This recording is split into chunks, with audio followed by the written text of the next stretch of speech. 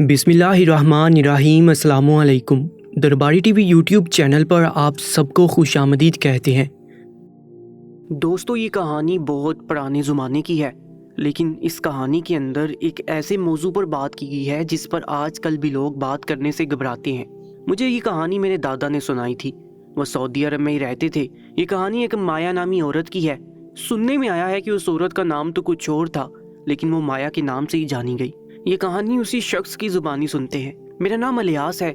मैं सऊदी अरब में रहता था और वहाँ के सऊदी शहजादे के दरबार में एक मामूली सा दरबारी था। मामूली इसलिए क्योंकि मेरी हैसियत सबसे कम थी। मुझे किसी मामले में बोलने की इजाज़त नहीं थी।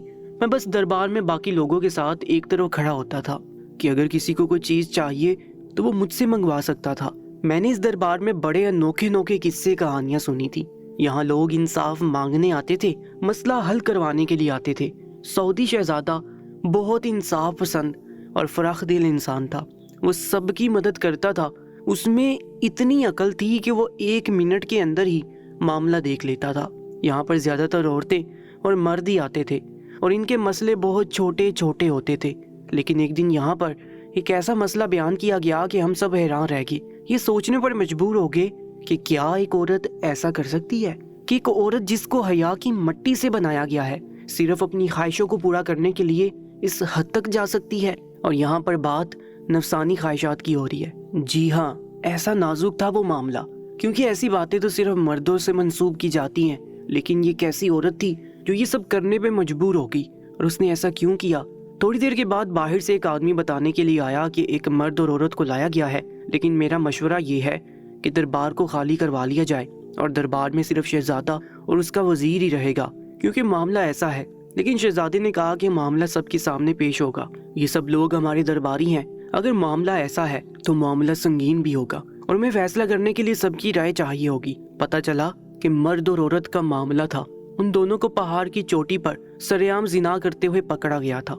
ये बात ऐसी अजीब थी कि सुनकर सब लोग हैरान रह गए कि हमारे दौरे हुकूमत में ये सब क्या हो रहा है कि मर्द और औरत इस तरह का मायूब काम कर रहे हैं, वो भी सरेआम। उनको कोई रोकने वाला नहीं है। शहजादे के चेहरे पर गुस्से के तासुरात आ गए। उसने कहा कि दोनों को पेश किया जाए।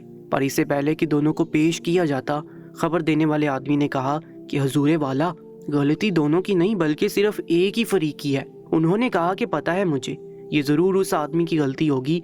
इस हद तक चला गया वो, उसको तो हम ऐसी सजा देंगे कि सब याद रखेंगे। और उसने कहा कि आपको यकीन नहीं होगा कि गलती आदमी की भी नहीं है बल्कि औरत की है। ये बात सुन के हम सबके कदमों तले से जमीन निकल गई। हमने कहा कि ऐसी कौन सी औरत है जो जानबूझकर मर्द के साथ जिना करेगी। उस वक्त तो ये बात और भी ज्यादा अजीब और अनोखी थी, जिस पर कोई यकीन नहीं करता। पर यहाँ तो सब अपनी आंखों से देख रहे थे।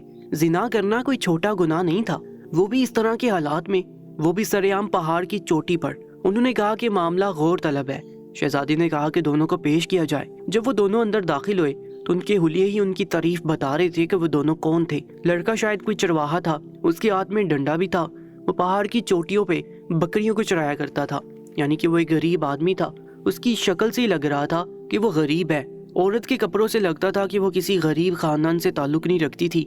एक सीधी सादी सी औरत थी, लेकिन थी बहुत खूबसूरत। उसने भी नजरें झुकाई हुई थी।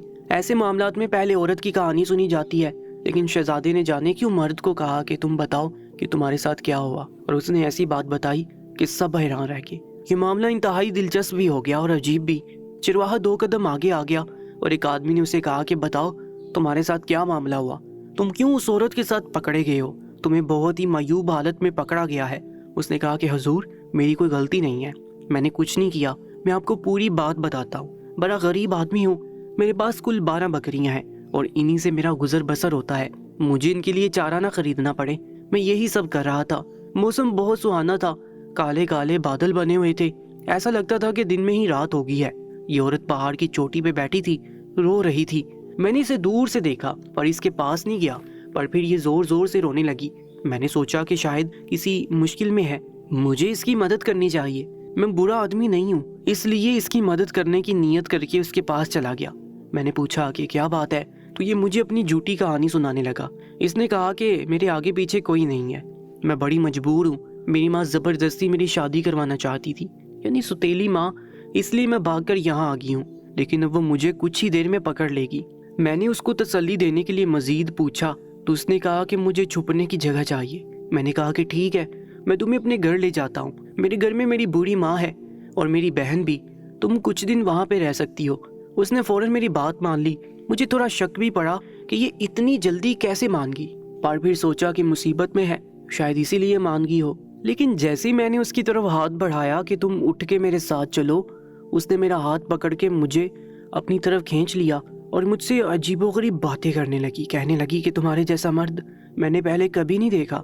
میری ماں میری شادی کروانا چاہتی تھی، میں شادی تو کرنا چاہتی ہوں لیکن کسی بوڑھے مرد سے نہیں، بلکہ تم جیسے جوان مرد سے شادی کرنا چاہتی ہوں، لیکن اگر تم چاہو تم دونوں ساتھ رہ سکتے ہیں۔ میں اس سے دور بھاگنے لگا لیکن اس نے میرا بازو بڑی مضبوطی سے پکڑ لیا، حضور، اور پھر زبردستی مجھے دھکا دے کر زمین پہ گرا دیا۔ اس کے بعد جو کچھ بھی ہوا وہ میں بتا نہیں سکتا۔ شہزادہ اس کی بات غور سے سن رہا تھا۔ اس نے کہا کہ تمہیں تو یہ سب بھی نہیں بتانا چاہیے تھا، تم نے اس کی طرف ہاتھ کیوں بڑھایا، ایک پرائی عورت کی طرف۔ اس نے کہا کہ شہزادے حضور، اس کے پاؤں پہ چوٹ لگی تھی، یہ تبھی تو وہاں بیٹھی رو رہی تھی، اس لیے میں نے مدد کرنے کی خاطر ہاتھ بڑھایا تھا۔ انہوں نے کہا کہ تمہیں اتنا بڑھ چڑھ کے مدد کرنے کی ضرورت نہیں تھی۔ خیر، ہم نے تمہاری بات سن لی، اب ہم لڑکی سے جاننا چاہتے ہیں کہ معاملہ کیا ہے، لیکن پہلے ہم تمہاری بات کے بارے میں سب سے مشورہ کریں گے۔ سب لوگوں نے کہا کہ یہ غریب آدمی ہے، اس کی بات میں حقیقت نظر آ رہی ہے، یہ مدد کرنا چاہتا تھا اور مدد کرنا کوئی برا کام نہیں ہے۔ ہمیں لگتا ہے کہ یہ شخص حق پہ ہے، یہ عورت شکل سے بہت زیادہ حسین اور خوبصورت ہے، اور حسین اور خوبصورت لوگوں کی نیت ایسی ہی ہوتی ہے۔ اس لڑکی کے اگر آگے پیچھے کوئی نہیں ہے تو پھر اسے سمجھانے والا بھی کوئی نہیں ہے، اس کے سر پہ باپ بھائی بھی نہیں ہے تو اس سے ایسی حرکت کی توقع نہیں کی جا سکتی۔ سب لوگ ابھی سے ہی چرواہے کے حق میں تھے، کیونکہ یہ بات اپنے آپ میں ہی بڑی عجیب تھی کہ عورت نے زبردستی ایک جوان لڑکے کے ساتھ زنا کیا۔ ایسی بات کوئی سن کر ہی اس بارے میں وضاحت بھی نہ مانگتا اور فوراً ہی عورت کو سزا دینے کے بارے میں سوچنے لگتا۔ سب اس نتیجے پر پہنچ گئے کہ لڑکی بد کردار ہے اور اس بات میں کوئی دو راہ نہیں ہے، پر یہ تو سعودی شہزادہ تھا جو بات کی گہرائی تک جاتا تھا، ہر ایک بات کے ہر پہلو کو ٹٹولتا تھا اور اس کے بعد فیصلہ کرتا تھا، اور وہ یہ سب کچھ بہت جلدی کر لیتا تھا۔ اس کا باپ بھی ایسا ہی تھا، وہ ایک بہت اچھا آدمی تھا اور یہ بھی اس کی طرح اپنی رایا کو اپنے ساتھ بہت اچھے طریقے سے لے کر چل رہا تھا۔ لڑکی وہاں پہ کھڑی تھی لیکن اس کی آنکھوں میں کوئی آنسو نہیں تھے، اس سے یہ اندازہ لگایا جاتا تھا کہ شاید وہ مظلوم نہیں، اگر وہ مظلوم ہوتی تو وہ بری طرح سے رو رہی ہوتی۔ اب اس کی باری تھی، اس نے اپنی بات بتانی تھی۔ شہزادے نے کہا کہ تم کہو لڑکی کو یہ آدمی جو کہہ رہا ہے وہ سچ ہے یا نہیں۔ اس نے ایسی بات کہی کہ سب حیران رہ گئے اور ایسا لگا کہ جیسے مسئلہ حل ہو گیا۔ اس نے کہا کہ یہ جو کہہ رہا ہے وہ سچ ہے، میں مجبور ہوں، میری ماں سوتیلی ہے، میرا باپ سر پہ نہیں ہے، وہ میری شادی ایک بوڑھے آدمی سے کروانا چاہتی تھی اور میں اپنے گھر سے بھاگ کر اس پہاڑ پہ جا بیٹھی تھی۔ میں رو بھی رہی تھی اور یہ مجھ سے مدد کرنے کی بات کرنے بھی آیا تھا۔ اس نے کہا تھا کہ یہ مجھے اپنے گھر لے جائے گا۔ ابھی وہ لڑکی اتنا ہی بولی کہ چرواہا پھر سے بولنے لگا۔ اس نے کہا کہ حضور دیکھے، میں جھوٹ نہیں بول رہا، مجھے یہاں سے جانے دے، میرے ساتھ پہلے ہی بہت برا ہوا ہے، میری ماں نے میری شادی طے کر رکھی تھی، میری ایک منگیتر ہے، اگر اسے یہ سب کچھ پتہ چل گیا تو وہاں سے میرا رشتہ ٹوٹ جائے گا۔ شہزادے نے کہا کہ تم نے یہ کیسے سوچ لیا کہ اب تم اپنی منگیتر سے شادی کرو گی، کیونکہ یہ بات تو اس تک پہنچ چکی ہوگی۔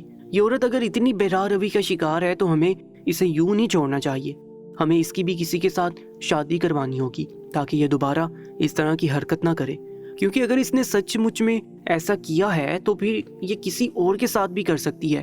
کیا ہم اسے چھوڑ دیں تاکہ یہ مردوں سے زنا کرتی پھرے؟ یہ خوبصورت ہے، اس کے لیے یہ کام مشکل نہیں ہوگا۔ چرواہے نے کہا کہ اب میں اپنی منگیتر سے شادی نہیں کر پاؤں گا۔ انہوں نے کہا کہ ہاں، اور ہمیں شاید یہ بھی سوچنا پڑے کہ تمہاری شادی اسی عورت سے کروائیں۔ تو چرواہے نے کہا کہ میں کبھی اس سے شادی نہیں کروں گا، اس کے ساتھ میری زندگی کیسے گزرے گی؟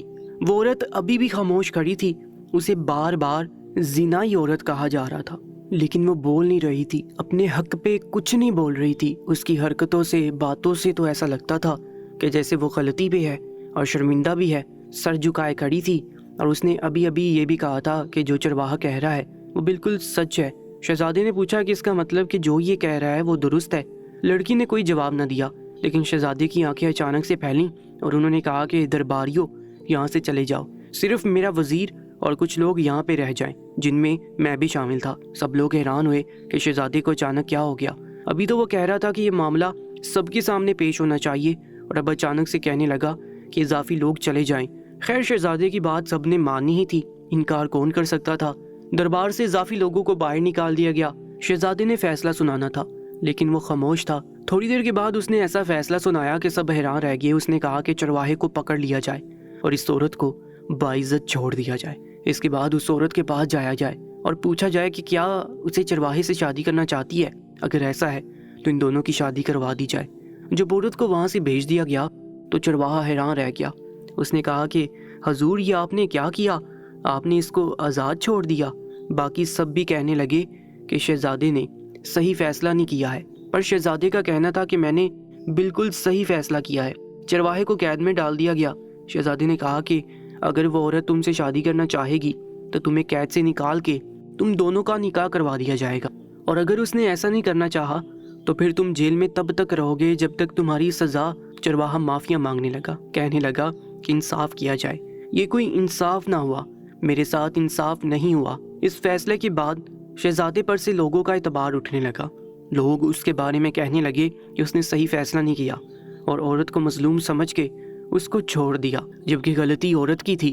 سب کو پتا تھا کہ عورت نے ہی اس مرد کو اپنی طرف مائل کرنے کی کوشش کی تھی، اور جب اتنی خوبصورت عورت کسی مرد کو اپنی طرف مائل کرے تو وہ مائل ہو ہی جاتا ہے۔ باتیں اس قدر بڑھ گئی تھیں کہ دوبارہ سے اس موضوع پہ دربار لگانا پڑا۔ اب شہزادے سے سب سوال کر رہے تھے کہ آپ بتائیں کہ آپ نے یہ فیصلہ کیسے کر دیا؟ اس طرح تو سارے علاقے کی عورتوں کو آزادی مل جائے گی، ان کو ہمت مل جائے گی۔ وہ کہنے لگی کہ ہم کچھ بھی نہیں کرتی رہی، ہمیں تو کوئی انصاف کے نیچے نہیں لا سکتا۔ پہاڑ کی چوٹی پہ سریعام بھی کوئی زنا کرتا ہے بھلا؟ آپ نے اس عورت کی ہمت بڑھا دی ہے۔ اس عورت کو پھر سے بلایا گیا اور شہزادے نے دربار میں ایسی بات کی کہ سب حیران رہ گئے۔ اس نے کہا کہ میں یہ بات بتانا نہیں چاہتا تھا، اس عورت کی عزت کے مارے یہ بات سب کے سامنے نہیں لانا چاہتا تھا۔ یہ بے قصور ہے اور اس کا اندازہ مجھے اس کی شلوار دیکھ کر ہی ہو گیا تھا۔ سب حیران رہ گئے، شلوار دیکھ کر آپ کو کیسے اندازہ ہو گیا؟ شہزادے نے کہا کہ جب اس عورت کو لایا گیا تھا یہ خاموش تھی، چپ تھی، ایسا لگتا تھا کہ غلطی پر یہی ہے، لیکن دراصل مجھے اسی وقت پتا چل گیا تھا کہ اس کی غلطی نہیں ہے، کیونکہ اس عورت کی شلوار پہ خون لگا ہوا تھا۔ سب لوگ یہ بات سن کے حیران رہ گئے۔ اس کے بعد شہزادے نے کہا کہ اب اس بات کی تفصیل مجھے آپ لوگوں کو بتانے کی ضرورت نہیں کہ وہ ایک کم سن لڑکی تھی، اور عورت کے ساتھ ایسا معاملہ کب ہوتا ہے یہ آپ اچھی طرح جانتے ہیں۔ اگر یہ اتنی زانیہ ہے کہ یہ سب کچھ سرعام کرتی ہے تو اس کے ساتھ یہ معاملہ نہیں ہوتا۔ یہ چرواہا جھوٹ بول رہا ہے، اس نے اس معصوم لڑکی کے ساتھ ظلم کیا اور اس کے دکھ کا فائدہ اٹھایا۔ اس کو کہا کہ میں تمہاری مدد کروں گا، جبکہ اسی نے اس کے ساتھ زنا کیا۔ وہ عورت غلطی پر نہیں تھی، اس لیے میں نے جو فیصلہ کیا وہ بالکل ٹھیک کیا۔ سب لوگوں نے کہا کہ ہمیں تو اس بات کے بارے میں پتہ نہیں چلا، نہ ہم نے اتنا غور کیا۔ شہزادے نے کہا کہ اگر میں اس منصب پر بیٹھا ہوں تو اس کی ایک بہت بڑی ذمہ داری بھی ہے جو مجھے ادا کرنی ہے، اچھی طرح آتی ہے۔ اگر یہ خوبصورت ہے تو اس کا مطلب یہ نہیں کہ وہ بے راہ روی کا شکار اور بد کردار ہے، اور اگر یہ چرواہا شکل سے غریب اور مظلوم لگتا ہے تو اس کا مطلب یہ بھی نہیں کہ یہی مظلوم ہے۔ اس کو جیل سے نکال دیا گیا تھا، وہ دربار میں حاضر تھا۔ جب اس کے سامنے یہ ساری باتیں ہو رہی تھی تو اس کے چہرے پہ ایک ڈر تھا۔ اس سے دوبارہ پوچھا گیا کہ کیا یہ سب سچ ہے؟ تو اس نے کہا کہ ہاں یہ سب سچ ہے، میں بہہ گیا تھا۔ وہ بہت خوبصورت تھی، پہاڑ کی چوٹی پہ اکیلی بیٹھی تھی، آس پاس کوئی نہیں تھا سوائے جانوروں کے، وہاں پہ کوئی موجود نہ تھا، میرے اندر شیطان آ گیا تھا۔ شہزادے نے کہا کہ اپنی غلطی اور ظلم کو شیطان پہ مت ڈالو، تم خود ہی شیطان ہو، تمہارے اندر کوئی شیطان نہ آیا تھا۔ اس لڑکی کو بھی پھر سے بلا لیا گیا تھا، وہ بھی وہاں پہ کھڑی تھی۔ اس سے پوچھا گیا کہ کیا وہ اسی شخص سے شادی کرنا چاہتی ہے، کیونکہ اس کے سامنے اس کی عزت تو ویسے ہی لٹ چکی تھی، اگر یہی اس کی عزت کا رکھوالا بن جائے تو بات کا رخ بدل جائے گا، بات تھوڑی بہتری کی طرف چلی جائے گی۔ وہ لڑکی ڈرنے لگی تو شہزادے نے کہا کہ جو تم کہو گی وہی ہوگا، جیسا کہو گی ویسے ہوگا، تمہیں کسی سے ڈرنے کی ضرورت نہیں ہے، تم اپنی ستیلی ماں کے ساتھ رہتی ہو، اگر اس کے ساتھ نہ رہنا چاہو تو تمہارے لیے الگ سے انتظام کروا دیا جائے گا، تم پر کوئی مجبوری یا کوئی جبر نہیں ہے، تم آرام سے سوچ کے فیصلہ کرو۔ اب وہ لڑکی رونے لگی اور اس نے کہا کہ میں اس شخص کے ساتھ شادی نہیں کرنا چاہتی، اس نے میرے ساتھ بہت برا کیا ہے۔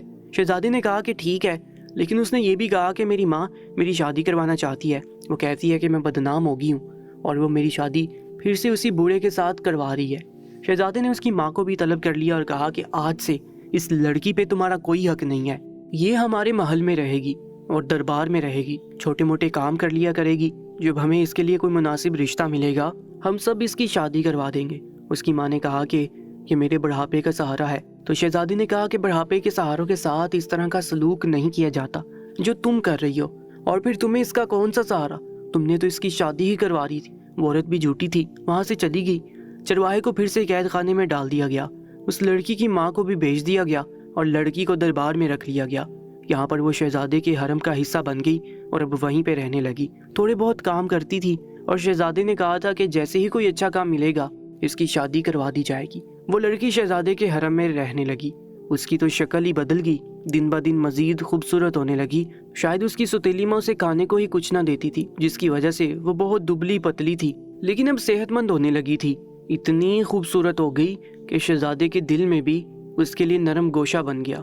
یہ شاید تاریخ میں پہلی بار ہونے لگا تھا کہ کوئی لڑکی جس کو ایک ظلم کے تحت بچایا گیا تھا اور پناہ دینے کے لیے محل میں رکھا گیا، وہ شہزادے کی منظور نظر بن گئی۔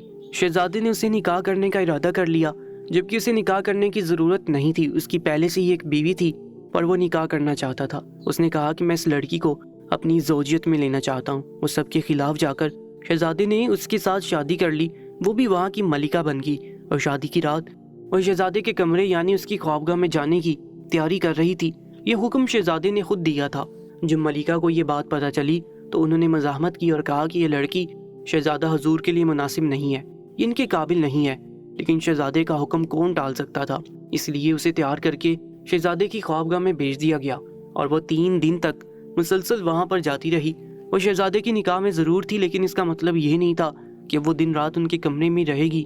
یہ بات بھی بڑی عجیب تھی کہ وہ تینوں راتوں سے وہیں پر تھی۔ دوسری ملکہ کے دل پر سانپ لوٹ رہے تھے، وہ بہت پریشان تھی، لیکن کچھ نہیں ہو سکتا تھا۔ مایا نے اپنا جادو ایسا چلایا کہ شہزادہ اس کا گرویدہ ہو گیا، اس قدر گرویدہ ہو گیا کہ ہمیشہ اسے اپنے ساتھ رکھنے لگا۔ اب تو ہمیشہ ہی ان کے ساتھ ساتھ رہتی، کہیں بھی جاتے اس کو ساتھ لے جاتے۔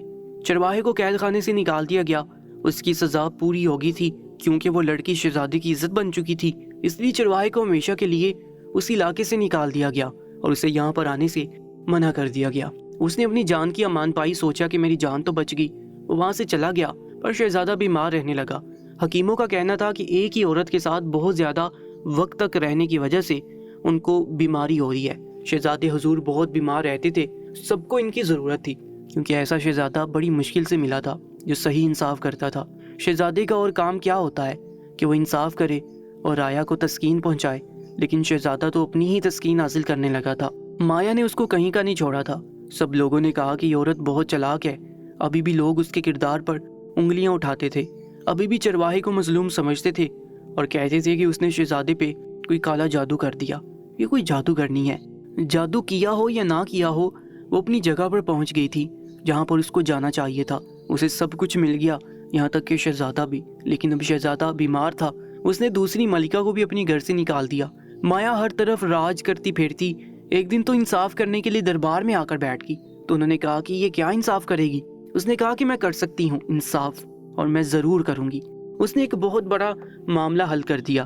اس سے اندازہ ہوا کہ یہ لڑکی نہ صرف خوبصورت تھی بلکہ عقل مند اور سمجھدار بھی تھی، اور پتہ نہیں اس کی عقل مندی تھی، سمجھداری تھی، قسمت تھی، یا پھر شہزادے کی بدقسمتی کہ شہزادہ بیمار ہو کر اس دنیا سے چلا گیا اور اب وہی راج کرنے لگی، اور ابھی تک وہ راج کر رہی ہے۔ جب ایک دن اچانک اس کے کمرے سے اس کی لاش ملی، ہمیں نہیں پتا کہ اس کے ساتھ کیا ہوا تھا، یہ سب کس نے کیا، شاید پہلی ملکہ نے یا پھر اس نے خودکشی کر لی، لیکن سننے میں یہی آتا ہے کہ اس نے خودکشی کر لی تھی اور وہ اس دنیا سے چلی گئی۔ اس کی کہانی اس لیے سنائی جاتی ہے کہ ہر دفعہ عورت کی غلطی نہیں ہوتی، عورت چاہے تو وہ کچھ بھی کر سکتی ہے۔ ایک خوبصورت عورت بڑے بڑے تخت الٹ سکتی ہے، یہ تو پھر ایک چھوٹی سی حکومت تھی جو مٹی میں مل گئی۔